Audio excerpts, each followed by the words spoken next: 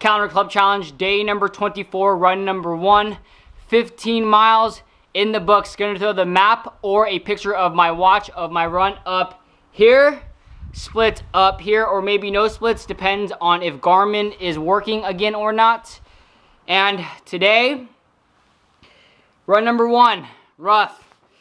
Very, very rough. And I was originally going to go for 13. But then I thought, well, if I go for 13, I still have 12 more to go later.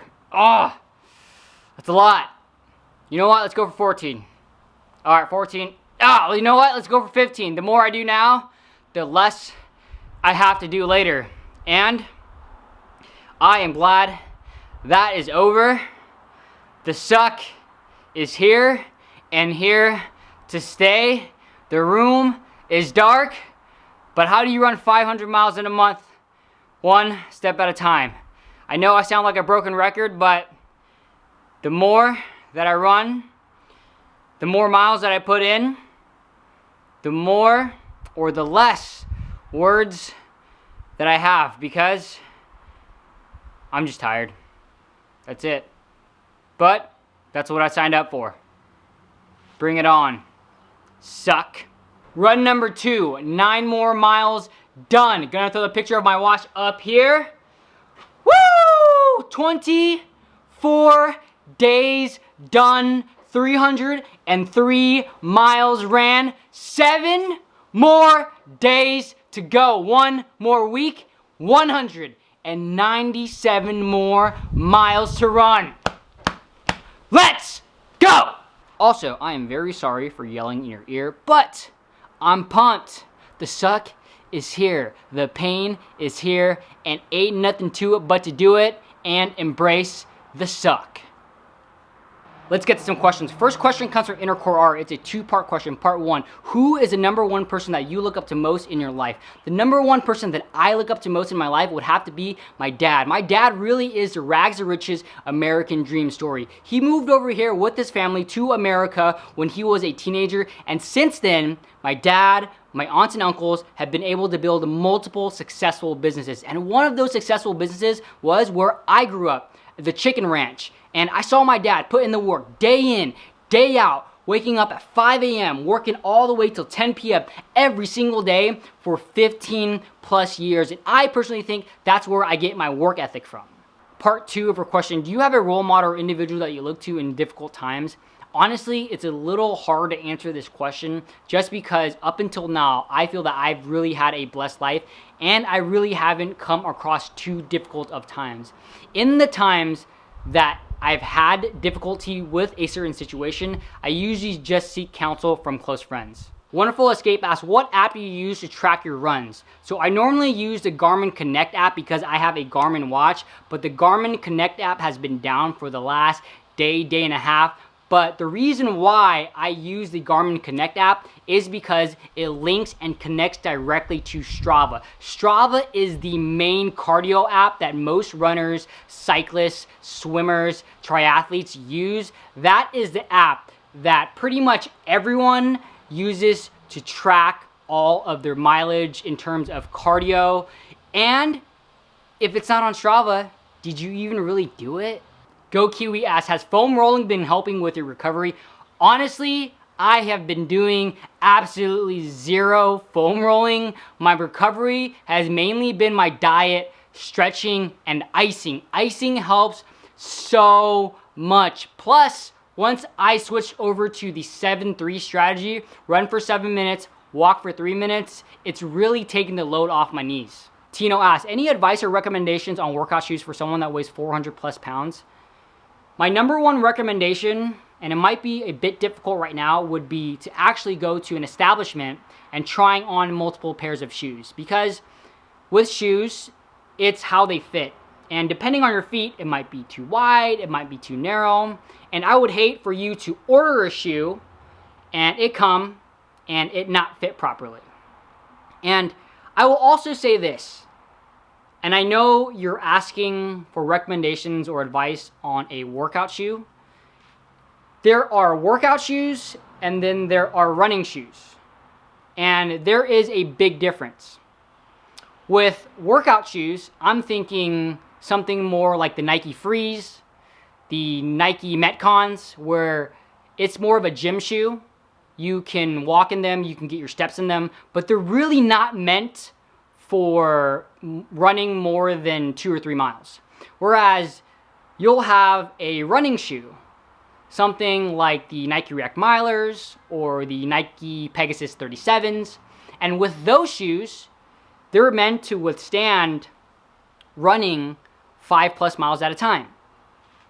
With that being said, personally, I think, and this is how I use my own shoes, I think it's okay to use the running shoes as workout shoes.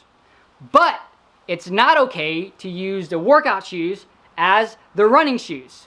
So, another recommendation would be to get running shoes instead of workout shoes.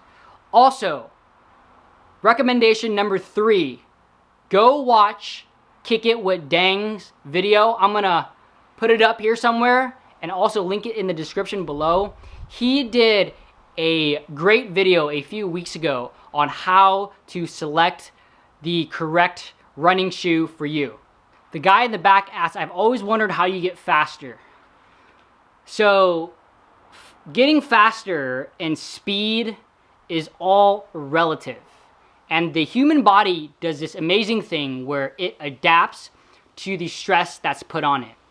So for me personally, my goal right now is to run these ultra long distances.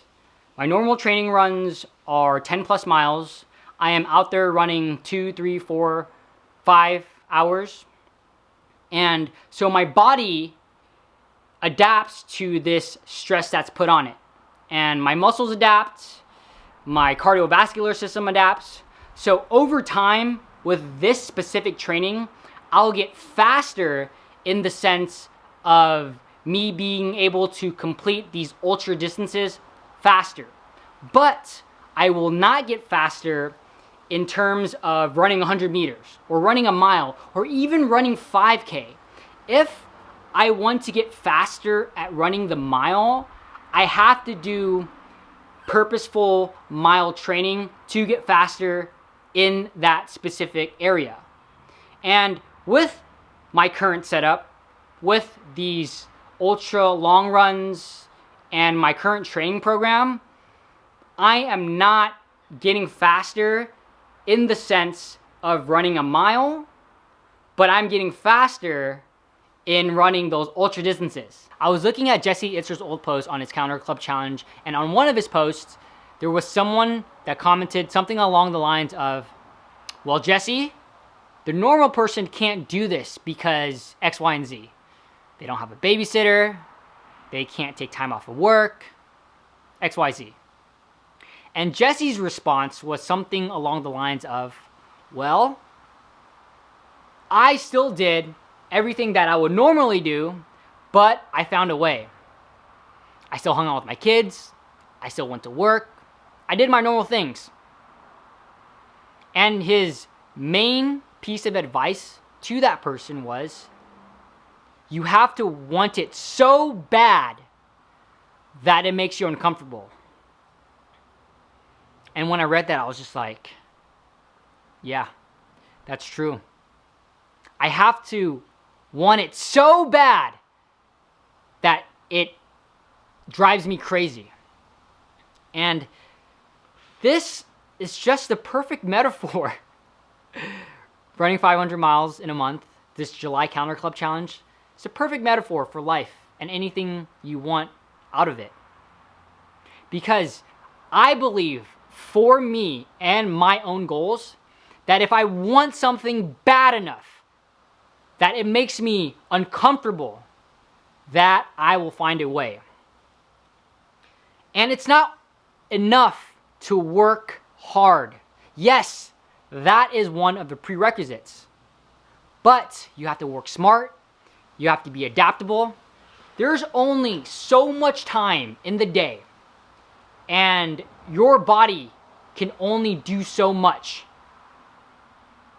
But if you want it, you'll find a way.